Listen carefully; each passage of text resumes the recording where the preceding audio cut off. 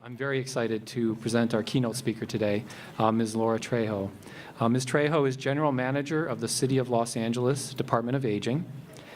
There she is responsible for the overall administration of the Los Angeles Department of Aging, which, as Dr. Sarkisian mentioned earlier this morning, serves one of the largest and most diverse concentrations of older adults in the United States.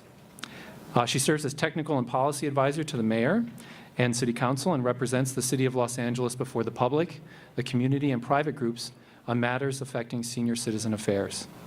She is currently the city's lead for Purposeful Aging LA, an age-friendly initiative to make Los Angeles region the most age-friendly in the world.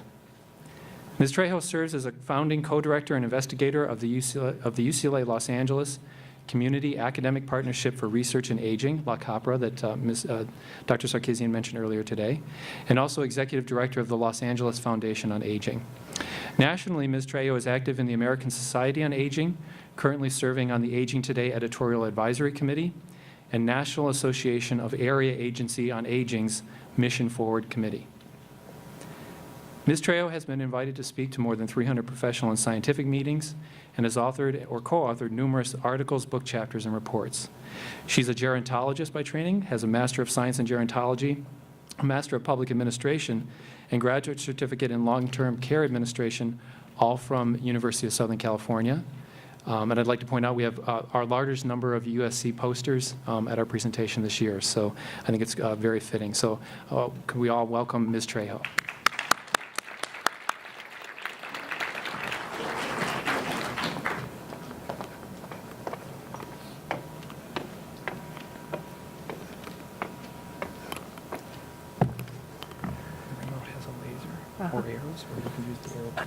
Thank you. Thank you so much. I'm so excited to be with you today. And I just saw a typo. Both of those people are not supervisor of police. One of them is Mayor Garcetti. I will leave it up to you to choose.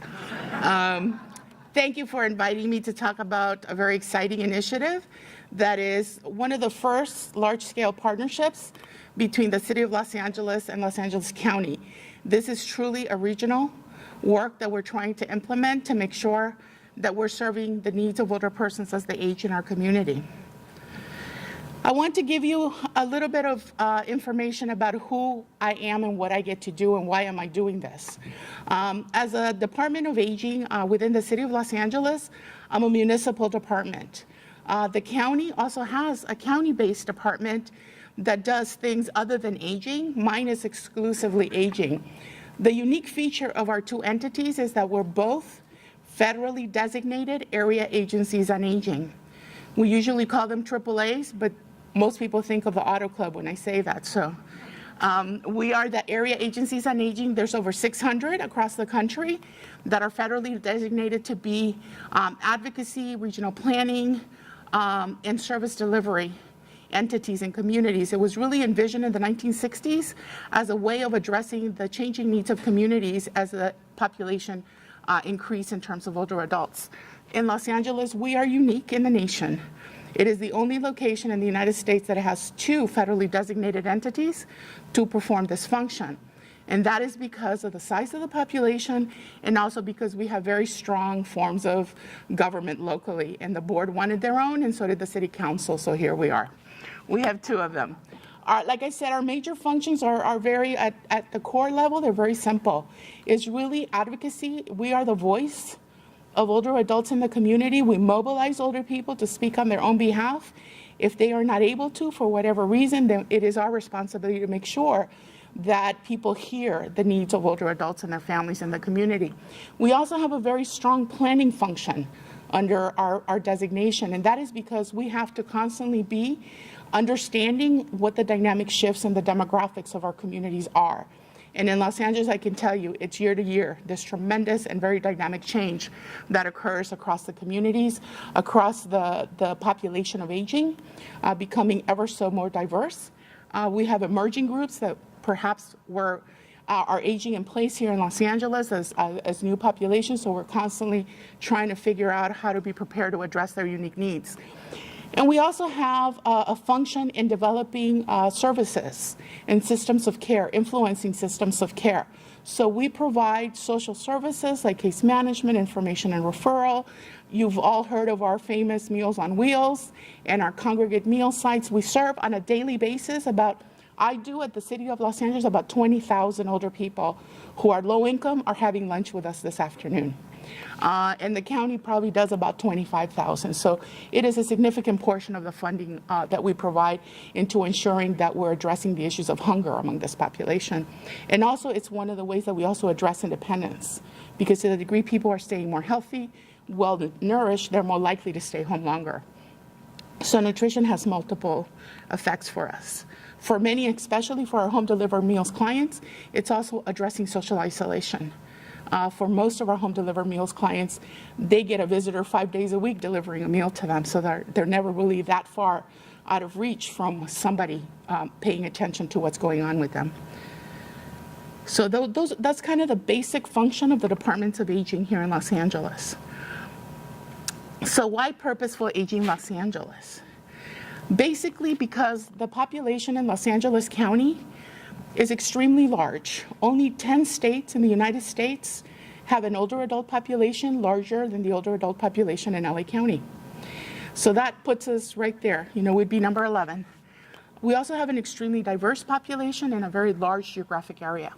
So part of our challenges are how will we address not only the increased longevity of our population, the increased diversity, but also in terms of being able to really have scale in this community is a major challenge for those of us trying to build systems. That's why we wanted to start sooner rather than later, because we're trying to make sure that as the population ages, these systems are robust and available when they are most needed. So this is really the vision of Purposeful Aging for Los Angeles. The mayor was talking to me and he said this out loud. He said, well, just make Los Angeles the best place to grow in the world, Dora. And I said, okay, I think we can do that. So that became our vision. That is my goal at this point that I'm trying to reach for. We really are trying to look at the entire array of resources, opportunities, strategies in our community to really bring them to bear on this concern. How will we make Los Angeles the best place to grow old in the world? So who is working with us? The city and the county are large entities on their own, but we really, in the area of aging, we really needed a lot of help. So we reached out to colleagues to help us out. So we reached out to UCLA, we reached out to AARP, we reached out to Milken, we reached out to the Leonard Davis School at USC as our founding partners in our steering committee to begin to even have a discussion, was this a good idea? Did we want to do this in Los Angeles? So probably for about a year and a half, almost 2 years, we had internal dialogue with these partners going, is this doable? Could we actually think to do this? What was it going to take? What kind of mobilization? What kind of resources? And so those are still the partners that are go-to people to make this initiative happen. What do we know? So just to give you a sense of what is an HFriendly initiative, that is a worldwide movement that is really, the umbrella organization is the World Health Organization, and they are working with communities across the world, cities, counties, entire countries that have affiliated to go through this process. The process is fairly rigorous in that it requires that the highest ranking public official have to endorse the application to World Health. That's very unusual, but that's because they're trying to put a locus of authority and also of accountability up at the front end about how this is going to be done. So in Los Angeles, that became a challenge because the city of Los Angeles has a mayor, but we also have 15-member city council that share power fairly equally. So in Los Angeles, for me, it meant that I would have to get support from all 16 of them. For Cynthia at the county, Cynthia Banks is the director of the Department of Aging at the county, it meant she had to get the 5 members of the Board of Supervisors. So between the two of us, we had to secure the support of 21 elected officials just to send the application in. So remember where you're doing the applications and you have to have the letter of support? We really feel the pain. So it's very, very, very relatable.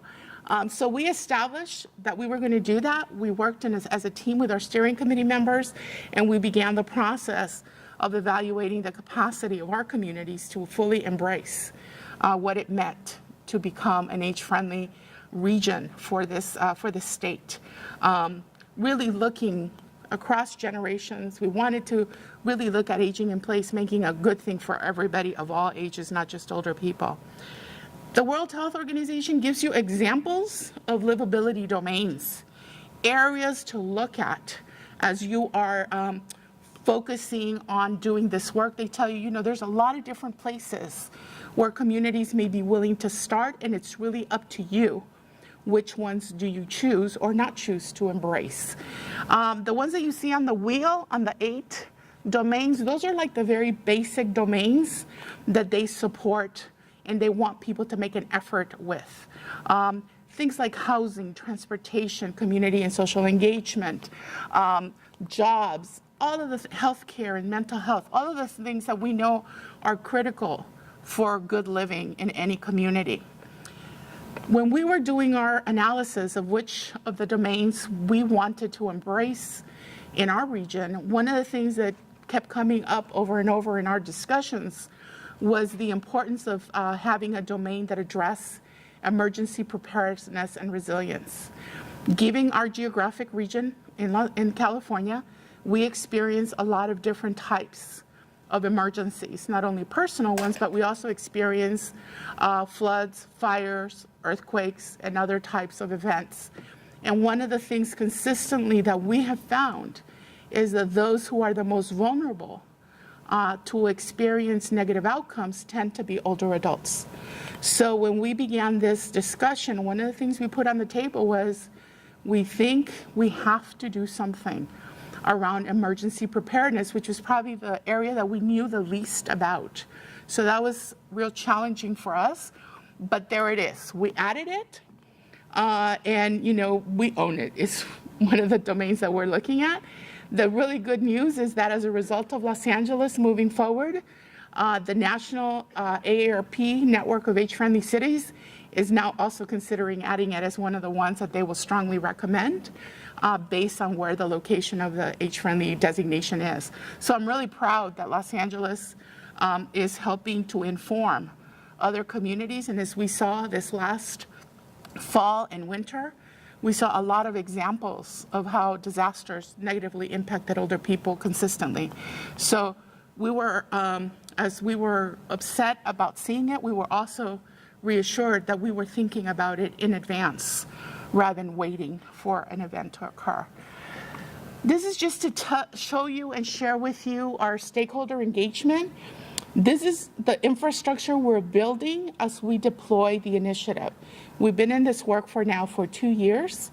The first 2 years of the initiative are really for building our infrastructure, for doing gaps analysis and assessments. And then the second phase, which is 3 years, is implementation and action. So we're in the gaps analysis phase, but it'll tell you the amount of effort it takes to mobilize the entire region around the initiative. So not only did we have to put together the steering committee that I shared with you earlier, but we also have an action planning work group, because remember, we're working with elected officials who want to be involved and want to be heard as part of this process. So that group has representatives from every member of the Board of Supervisors and every member of the City Council named somebody from their community, whether a staff member or a community advocate, to sit in this group. So that's about 30 plus individuals who help shepherd and oversee our work. They give us a lot of feedback about what we're doing. We also had to develop infrastructure groups within the city and the county. So we have 2 very dynamic working groups, one inside the city and one inside the county of the departments. For example, the mayor, when we declared designation, issued Executive Directive 17, which basically called on 14 city departments to be the first adopters of the age-friendly initiative and to begin the work immediately. So we needed to put immediately a working group to find out what is it that we're going to do. The departments were very different in what they do and how they even understood how the older adult population impacts their business. So for example, it's very hard for me to guide the Department of Street Services when I don't know what they do, really. So they had to teach me very quickly in broad strokes what it is that their primary responsibilities were, so that we can begin to discuss how perhaps they want to evaluate the impact of an aging population on their responsibilities. And I'll share with you later on an example of how they operationalize that. But those groups have been working for 2 years, implementing and changing things already from their department's perspective in making the city age-friendly. So they're not waiting for recommendations. They actually are self-generating recommendations, working plans, and executing. And they've been doing that for 2 years, so it's very exciting. The county adopted age-friendly cities as part of the county's overall strategic plan. That's how the county informs and directs their department heads. And so that meant that every department head in the County of LA now has a requirement to do something related to the aging of the population in Los Angeles County in the context of their responsibilities. So Cynthia has to meet with all department heads. I only get to meet with about half right now. So her work is a lot more complicated.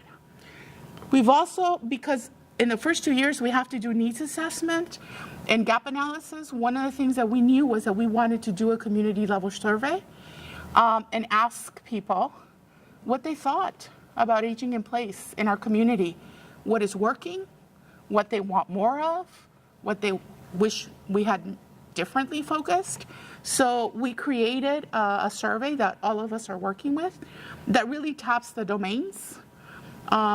Los Angeles also added a couple of levels of difficulty to our assessment because we also want to use this opportunity to look at not only making it an age-friendly region, but also a dementia-friendly region.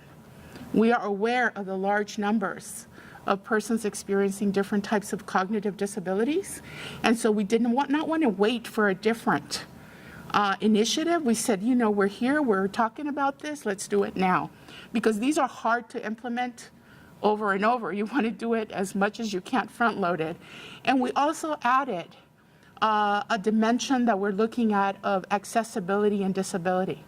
We're trying to be cognizant of how our work can help people age in place that experience any kind of a physical or mental disability. So that's also embedded into how we're thinking about all of the domains.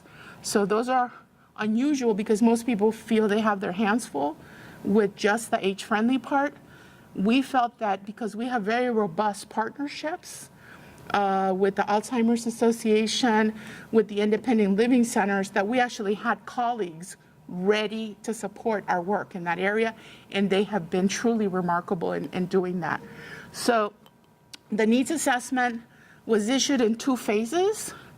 Phase 1, we issued the same instrument to 130,000 city and county employees. We thought if we were going to come back and ask them to be our architects of redesigning how we do everything around supporting aging in place, we wanted to find out what they thought about their own aging process and how they wanted to age in place, right? Because it's about everybody. It's not just about somebody else. So we had a wonderful response. I can tell you it was really heartwarming walking around City Hall and having people, I filled it out, Laura, and people very engaged with me. It was very, very lovely because I knew that it was important to them. They were being asked. Normally, they just get given the work assignment. They're not told, what do you think about this? We actually ask, what do you think about it for yourself or your family? Then in phase 2, we adapted it and we actually had it available in 10 different languages. And it was the first time that LA County actually had such a robust number of languages. We actually went with the languages used for voting, and we adapted the instruments to all of that, and we actually ensured that we had a representative sample from every population to be included. So that was issued in a second phase, and we're very pleased with that as well. we received, I think, almost 16,000 surveys back in total. So that's a very large sampling. Last time we did one, I think we had 12,000 surveys from the community. At that time, it was the largest survey ever done of older people in the United States. So I think we're probably up there again. And so we're also conducting listening sessions. Part of the work that AARP California is doing with us is we did the sort of the more flat approach with the survey because it doesn't have a lot of depth. It's hard to do that. And then AARP is conducting focus groups, the listening sessions, with small groups of people where they can drill down on subjects and spend a little more time on qualitative information. And so I think they're scheduled to complete about 25 of us all over LA County. And so that's going to be a very nice sample also of information to integrate to the needs assessment part. The 9 livability domain working groups. What we did was, once we had all the data or preliminary data from the survey, we had recruited over 1,000 professionals and content experts and stakeholders, and we invited them to choose the domain of their preference or their area of expertise. We presented information to them, but these are people that work with this information every day, usually in their work. And we said, what kinds of recommendations, ideas, programs, innovations have you been waiting to tell somebody about? And let's just put them all on the wall and see what happens. And then after that, they had to prioritize them. Once they saw what everybody in the room wanted, then they all had a vote of look. And so we have a prioritization of recommendations. And those are the recommendations we're now massaging and working with, because that's really the best of our community that they gave us sort of their brain trust in that room. So that was a very wonderful and dynamic process managing those work groups. And like I shared with you, we have 2 partnerships with Alzheimer's and with the independent living centers that are reviewing everything in the content of the recommendations to make sure that they can say, yeah, that represents the needs of the populations that we serve.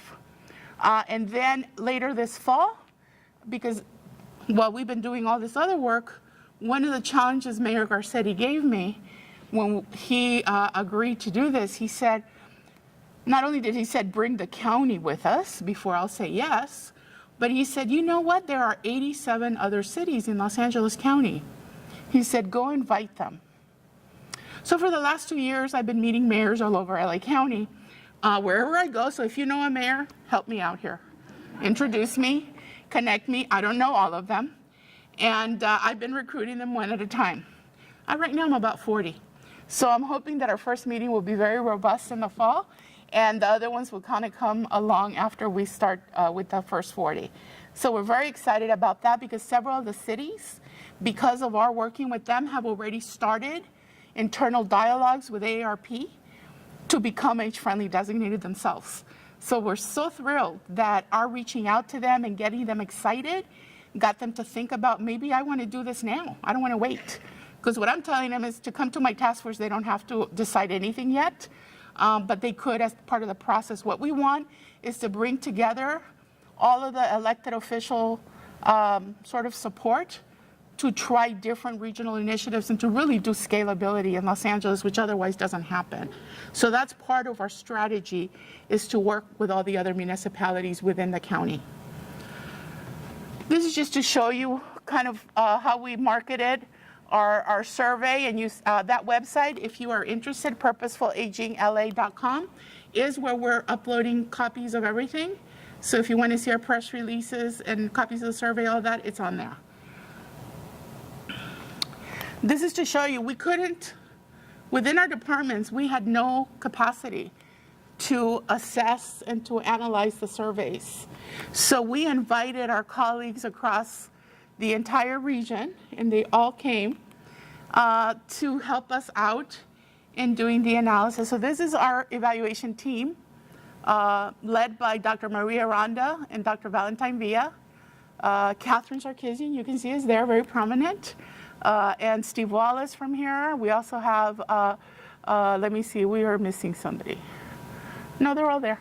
And so basically what we've been asking people is to help us from their point of view to assess. So each domain has a lead researcher that is doing the analysis for us based on their expertise. So that's very exciting, and we're very proud that we were able to bring this group together to inform our process. They have just literally yesterday handed me their final domain reports. So we're very excited that we're getting close to having a final report. This is just to show you that these are the areas that right now we are really thinking through what kinds of recommendations and in what phases do we want to put forth in our action planning report. We understand that all of it can be done in year one because it's going to be about infrastructure, funding, what policy changes. Some of the things are going to require a lot of change. Other ones may be more readily doable. So we're right now trying to figure out what are the low-hanging fruit versus the, we have to turn the ship in the middle of the ocean kind of work. So, and there'll be a little bit of all of that in there. This is just to show you some of the cities where we've been having listening sessions. So it's all over the place. I mean, they've gone to Santa Clarita, Lancaster. They were so happy to have us up there. They were going, nobody ever comes and asks us anything when you all in the downtown are thinking of things. So we've gone there. One of the things that I found so wonderful is the amount of interest in academic engagement. We've had a lot of folks interested in what we're doing. So we've been working with as many researchers, professors, as invite us to the degree that we're able to. One of the ones that very, very interesting to me is Dr. Caroline Cicero over at USC. The provost had instituted a practicum of wicked problems. And so she went and she said, you know what, I want to do one on HFriendly. And basically she brought together students from 4 different schools over a semester to sort of wrestle the issues of aging in our community. Very, very wonderful. We're still trying to figure out how we're going to use all of that great information they generated. As a result of this work of their positioning within our steering committee, you'll see later USC just became a part of the international network of age-friendly universities. So we're very proud of all of that work and the engagement of people at all levels. But you'll see, like, Dr. Wilbur had a class at the gerontology school, and we were talking, and I was telling her, sort of crying on my tea, saying how I was having a hard time finding a lot of information about emergency preparedness. And she said, what if I make that my class assignment? And the job of the students is going to be to, search the country for you, prepare a presentation, and they will go and make it at your office in their teams. So her teams actually came to my office and presented their findings of the research for the semester. Very exciting stuff that they found out. We're trying to figure out, I can tell you I've already been sharing half of what they said to me with other departments about how could they implement it, because it was very, very smart. And then one of the things of their outcome was they actually published a journal article because they learned so much, they wanted to share it with other people. So very proud of seeing sort of how this can help instruct the next generation of gerontologists in the community. One of the other things, USC has a technology focus, and so they actually created a contest called the Purposeful Aging LA Gero Technology Competition. And I was one of the judges with the dean of the technology that the young people came up with, and it was to address social isolation. It was brilliant, the ideas they came up with. The winner was Ms. Jennifer Lee, and hers was an intergenerational learning collaborative. She developed an app concept of matching college students to older people who wanted to learn together. And so it was addressing social isolation, but it's also addressing being cognitively engaged, being socially networked, all these really good things. So I thought, there wasn't a loser in the bunch. They were all incredibly gifted ideas that they presented.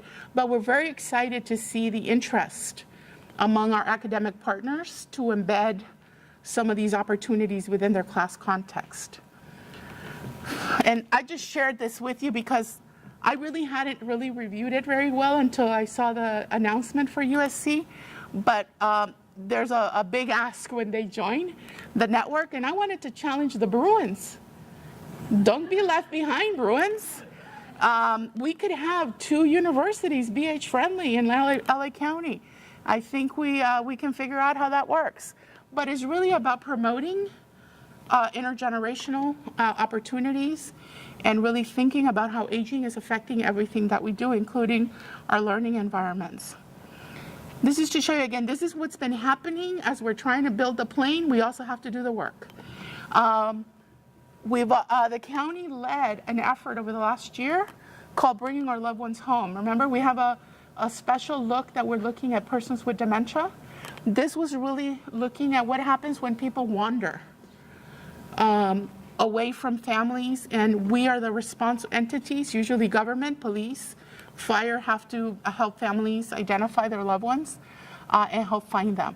And so we actually conducted city, county, multi-agency working group looking at what was it that we could do now to make Los Angeles a more responsive region for families who are caring for somebody with a dementia who may wander, but also for anybody caring for a loved one, whether it be autism or any other condition where wandering may be a feature and that person may be at high risk. And so part of what the report was trying to speak to was to say, how do we begin to prepare today? Because any person lost is one too many. And we did not want to wait till our report came out to say we should do something about this. We already knew we needed to do something about it, so we just started doing it. So that's what's happening with this initiative. There are things we already knew had to be kind of shovel ready, and those we are just moving on. We're not waiting for a formal recommendation to be adopted by anybody. We're just implementing and moving forward. This one was actually championed by Supervisor Jonas, who has just been an incredible champion for us. She was at meetings. I think she missed one in the entire year because she wanted to be at the table listening to the input so that she could be prepared to educate her board members about the decisions that they would have to make when the report was made to them. So that makes a difference when you have that level of buy-in from elected officials, because remember, they all had to agree to it before we did it. So this is very, very real. Just to show you, we've also been doing, last year we started sort of how do we gather older people and begin to create process where they come together to not only learn what's happening in our community, but also take it back to their neighbors, to their friends, and to begin to engage differently in this community, creating that opportunity for synergy. So for 2 years, we've been doing that by bringing large groups of older people. We just did one in April, and we brought 1,000 seniors together at the Pasadena Convention Center to talk about a wide array of issues that are important to them. And we had city and county departments. They were the resource fair. So seniors were saying to me in the hallway, I didn't even know we had a department that did that, Laura. And I've been struggling with this issue for years. And they were able to talk to our staff right there and resolve concerns. And that's what we're trying to create, a sense of that, you know, we're here, we're on the ground, we're ready to work for you. And so our departments were elated to be invited because they normally don't get asked. And they don't know what the challenges are because they're not talking to the public. I can tell you, all of those staff went back to their departments and debriefed about where some of the opportunities were. I already have Department of Water and Power, all these other departments of the city already have like a list of ideas of what they want to do next. And that was because they learned as much as they were providing services, they were learning as well. And so we're looking to see how we can package this in a way that gives us really high yield when we're done, because it's a lot of work. This is the other one that we launched. Remember, there are things we already know we have to do. So this was launched the beginning of April, which is Dementia Friends California, but it's really coming out of Los Angeles. It's a program that was designed in Europe, brought to the US.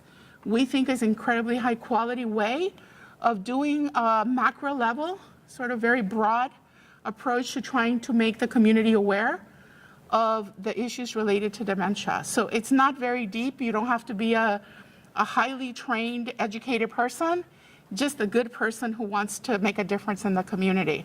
And I can tell you right now, we have Mayor Garcetti is a dementia friend, the 5 members of the Board of Supervisors. And as of yesterday, there was a challenge handed down by Councilmember Koretz for all members of the City Council to become Dementia Friends and to lead by example the community, that this is an important area that we all have to become more familiar with so that we can support families as they are caring for their loved ones with these conditions. So we believe that this is a really powerful way that we can begin to create consciousness awareness of a major challenge that our families are going through. And what's really heartening is to then, you usually hear the policymakers then share personal stories, that before had never come out. And they say, the reason that I'm going to do this is because my grandfather had this or my mother had it. And that becomes very important to us because then the community relates to that and it makes it easier sometimes for people to reach out to us. So we're very happy to have that as an opportunity.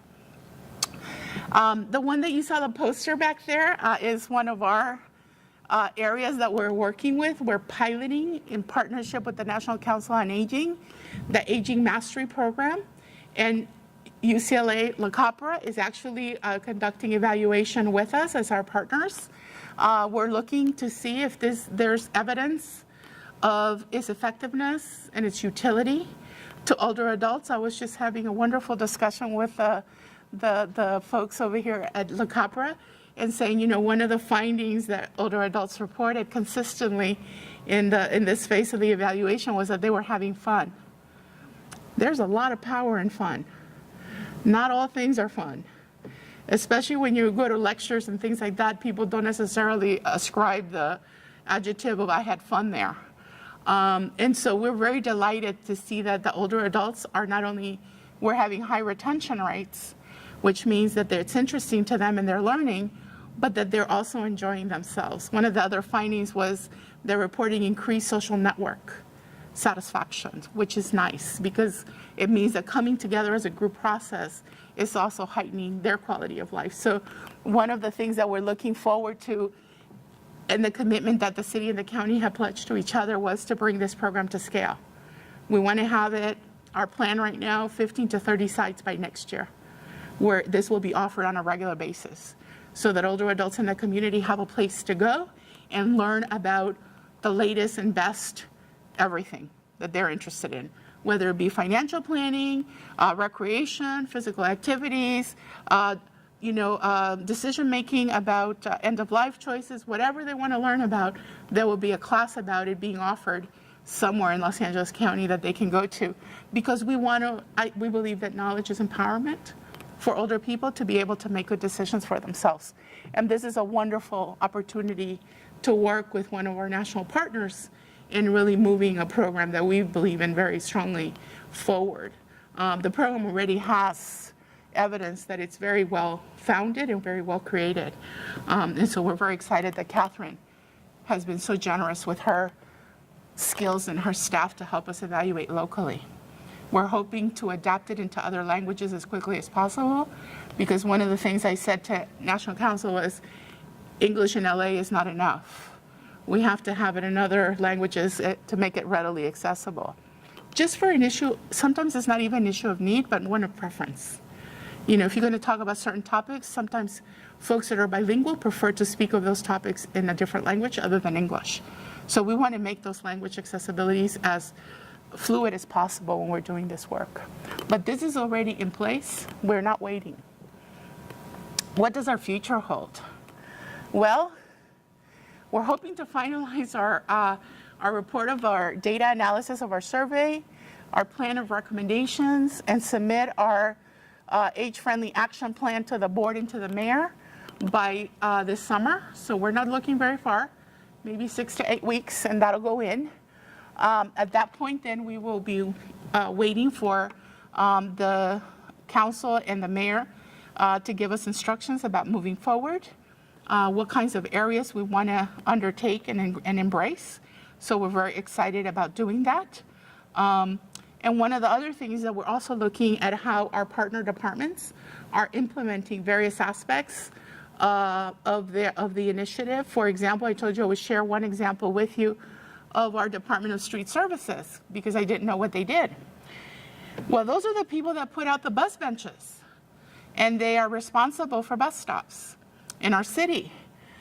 They actually conducted an evaluation of every bus stop in the city of Los Angeles in year 1, and then they geomapped concentrations of older adults to each bus stop. They kept sending me, reams of spreadsheets that I did not understand, and I didn't know what they said. Then finally somebody had to explain to me what they were trying to communicate, which was, these are all the locations our staff had been physically present at evaluating. And it was like, And so as a result of that, they came up with 150 areas in the city that they felt needed improvements. And then they prioritized that 86 of those needed improvements as quickly as possible.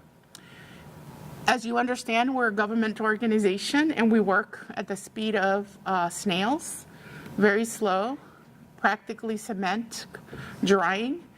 And so the likelihood that a big department is going to be nimble and move quickly is something that you go, I want to see that. Well, these folks were so excited about the opportunity of improving accessibility to older people to our public transportation system that they went and talked to their major contractors. And they said, we know we're at the end of the contract and there's no money and we don't know how we're going to do this, but could we figure it out? As of today, all 86 have been completed or are in process of being completed. They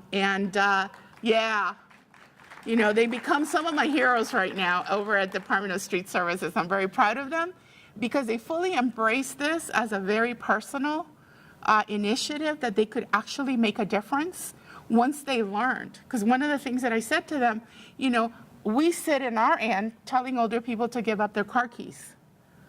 And then we tell them to go take the bus. The problem is that they have to stand there for 20 minutes in 100-degree weather in the valley. How likely is that to happen? So we disincentivize people immediately from doing perhaps something they were open to doing, but because the environment is not available for them to succeed, then it puts them back in that place that maybe I still need to keep the car and drive even though I don't feel safe doing it. So they truly understood that. And they said, you know what, we get it.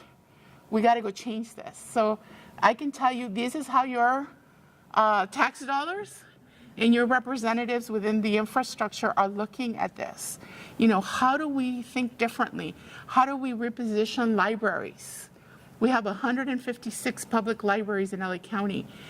We're trying to figure out how to mobilize that incredible resource because what they do under their roof is amazing.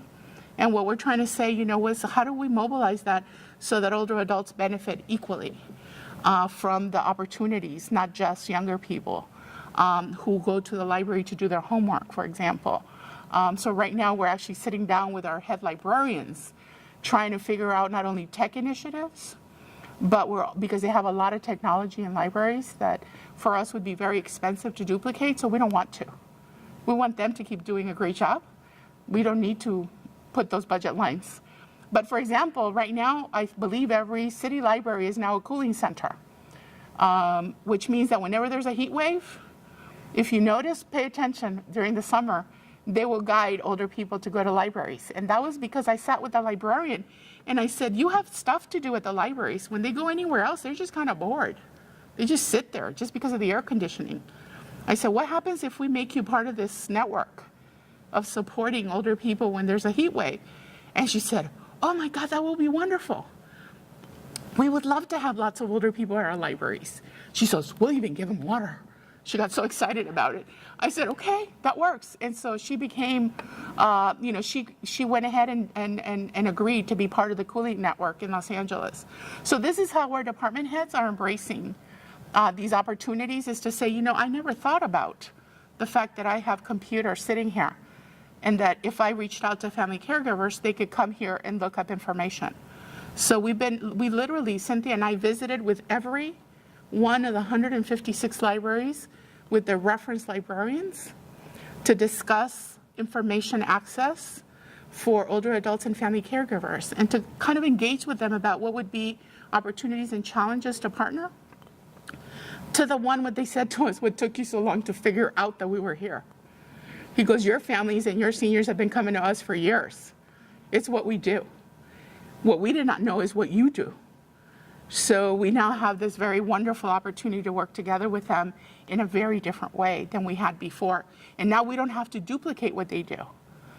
We can just drive traffic to their site rather than having to reinvent and staff and pay and duplicate resources that we don't have to do something that they already are doing. So that's part of the excitement, the opportunity that re-envisioning how we will age in place in this region is bringing to us. And so we're really looking forward to working with not only the community, the departments, the cities, the educational institutions, because we believe there's a lot of work to be done in evaluation, model development, and other areas where the brain trust that is housed in these institutions can be very, very helpful to us. So these are ways, if you want to think about how to be involved. We're particularly looking for folks with ideas, programs, opportunities for how will we re-envision our outdoor and physical buildings to make them better for older people. Because we believe if they're more accessible to older adults, they're accessible to everybody better. The whole thing about social inclusion, social participation. How will we change our community to begin to look at these things more systematically and strategically? And emergency preparedness, which we think is one that we have to run, not walk, to implement some new opportunities in this community so that we will be prepared for any eventuality that affects our community and our families. So we're really drilling on that one, but we welcome your thoughts, your ideas. You have my information. I love her. To me, she embodies our future, somebody who's full of energy, who sees possibilities, not just chronological age, but is defying. I like that. And you have our contact information. If you reach me or Cynthia, you reach both of us. We work very seamlessly together, and this is our shared initiative. We're very happy to and welcome your input as to how to keep this moving forward. What we know is we have some ideas, but we know we haven't begun to tap all of your ideas. So I welcome you to be part of Purposeful Aging Los Angeles and help us to make Los Angeles the best place to grow old in the world. Thank you. I think I have time for a couple questions. Yes.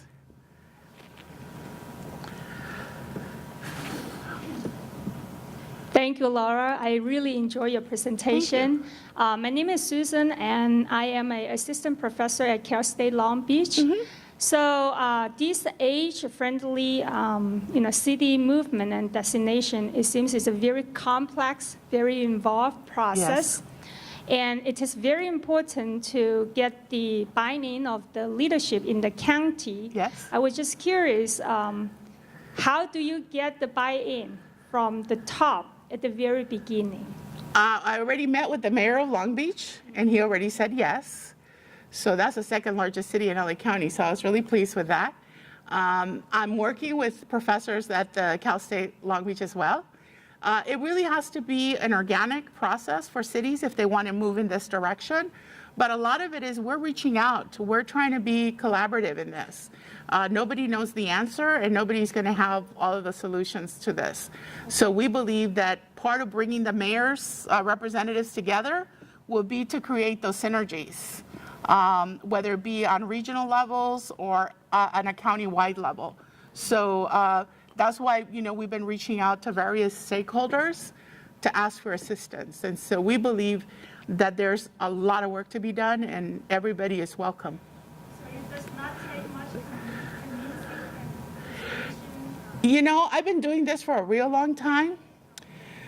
So I have an elevator speech that seems to be working right now. It's getting better over time, and everybody is not gettable.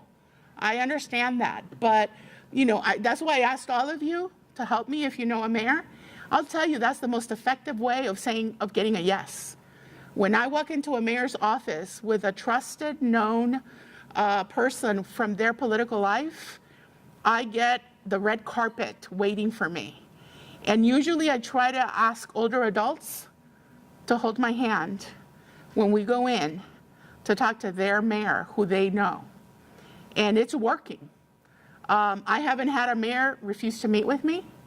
I haven't had a mayor say no to me in front of one of their constituents yet. So, so I am also reaching out to older adults to be part of this process and to help us get some, but I can tell you, I become absolutely, I have no shame anymore. Anywhere I go, if there's a mayor in the room, I'll find them.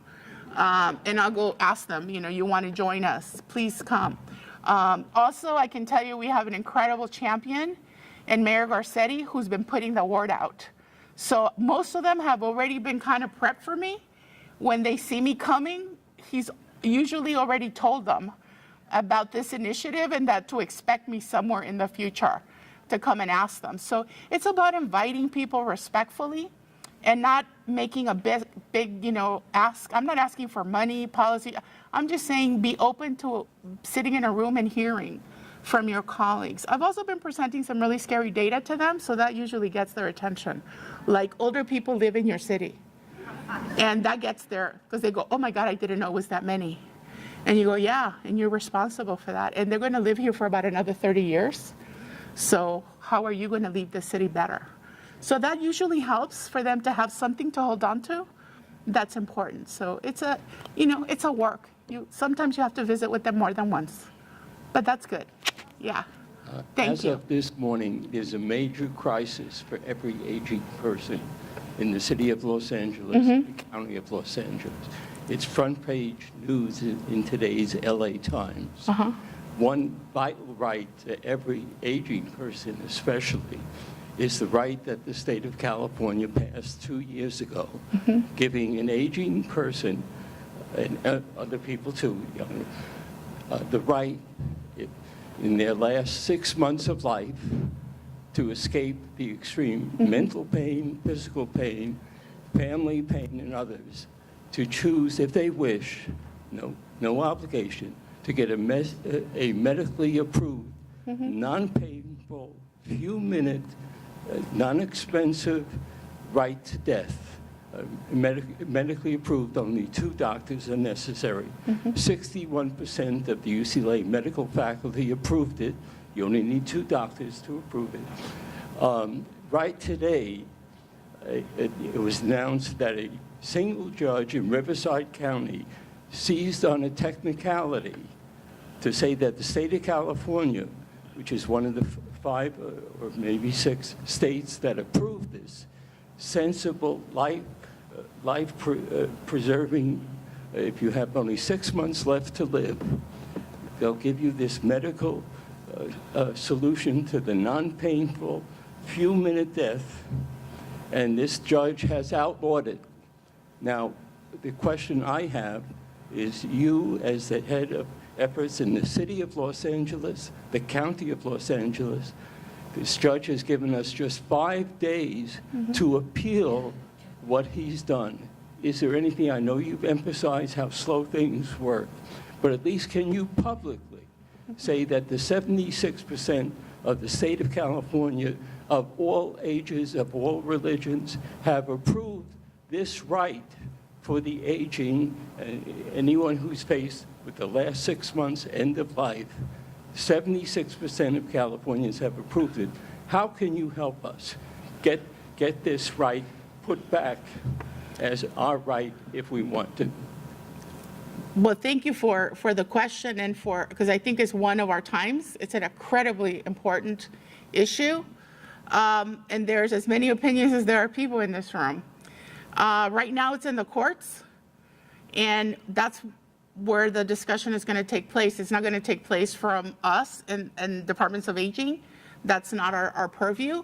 But I'll ask a question to all of you, because you have control over this today. How many of you have made your wishes known in writing about end of life?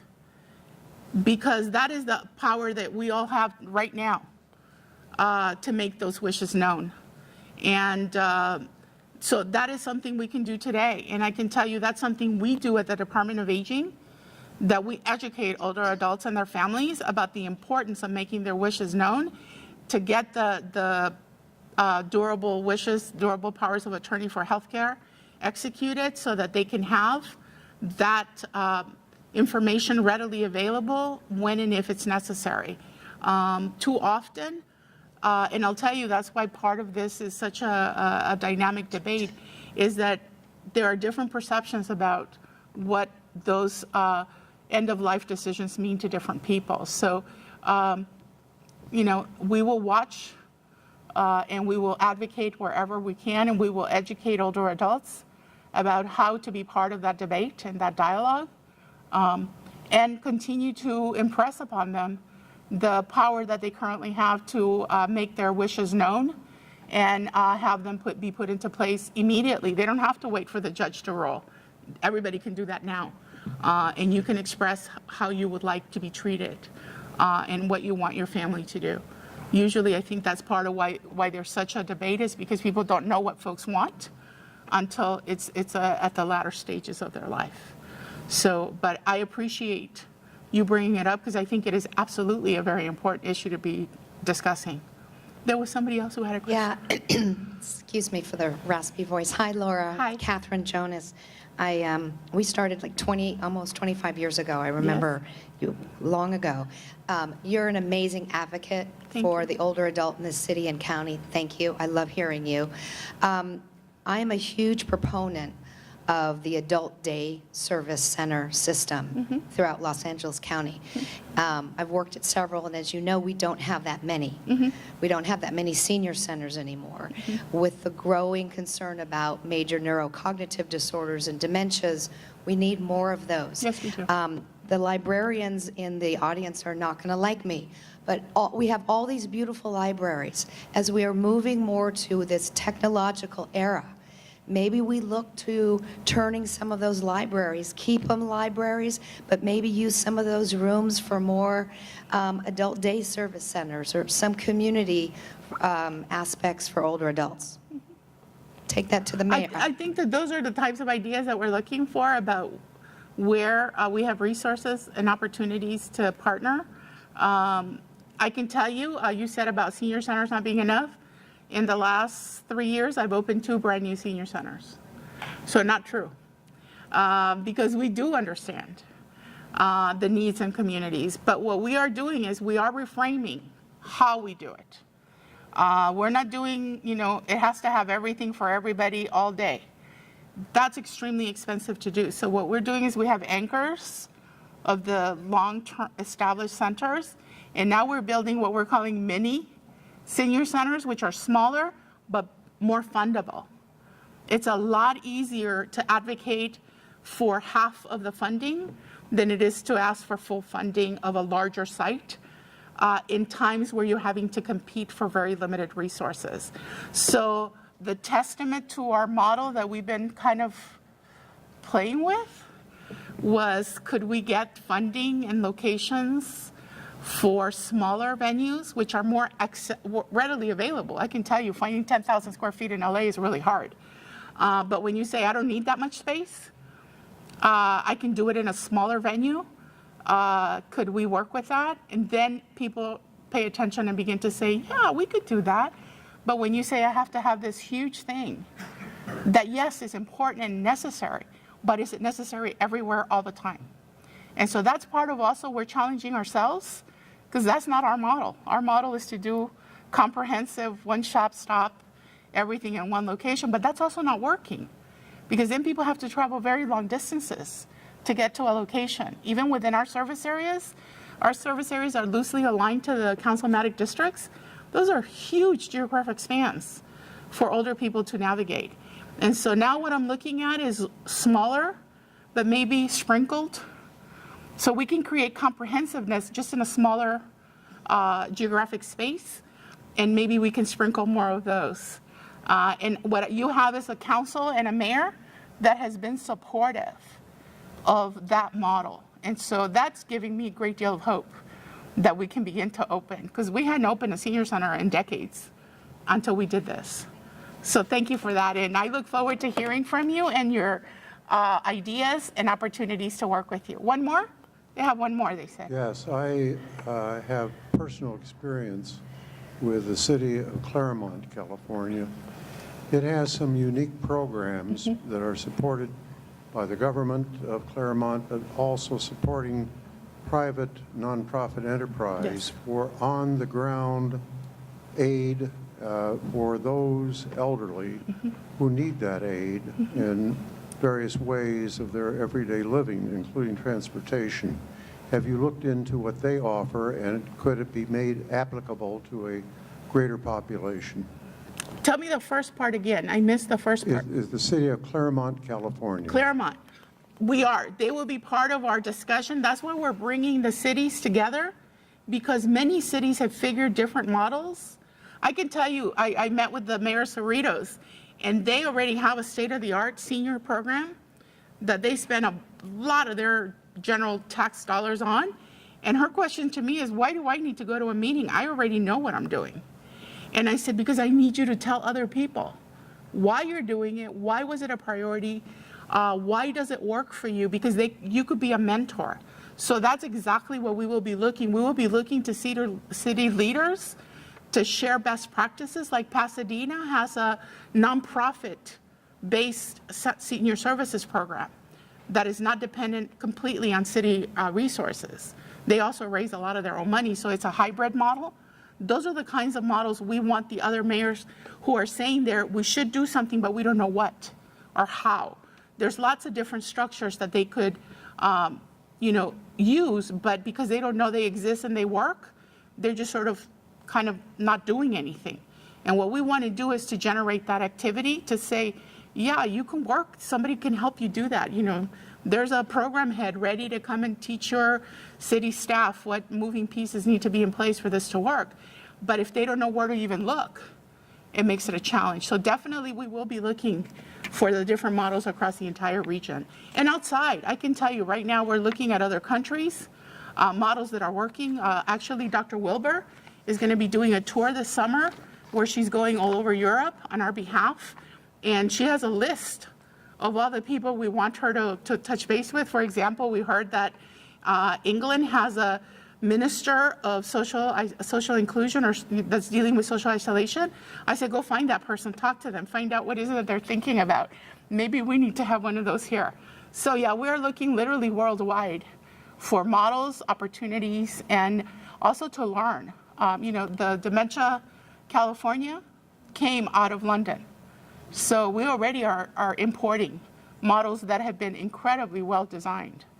So yes, we welcome all. So if you have other ideas, please email me.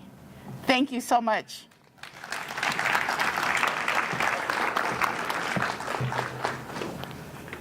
I have a bad knee.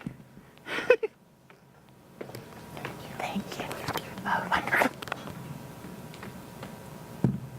Okay, well, that concludes today's program. I wanted to thank each and every one of our speakers today, all our plenary speakers, Ms. Trejo, for the keynote address today.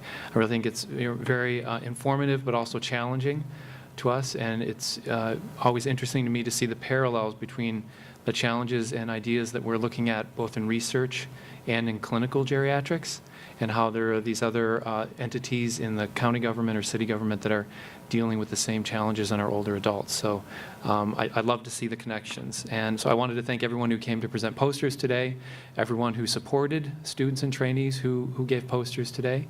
I'd also like to particularly thank, again, Mr. Ambrose for his tremendous support of this conference that has been growing steadily in both in breadth and depth every year. We have people really from all over Southern California now coming to this meeting. I'd also like to particularly thank Michelle Nguyen and Matt Long, who really do a lot of all of the legwork now for putting this conference together. There are evaluation forms back on the registration table, and I take those to heart every year and use those to improve this meeting. So please take a moment if you can to fill out an evaluation.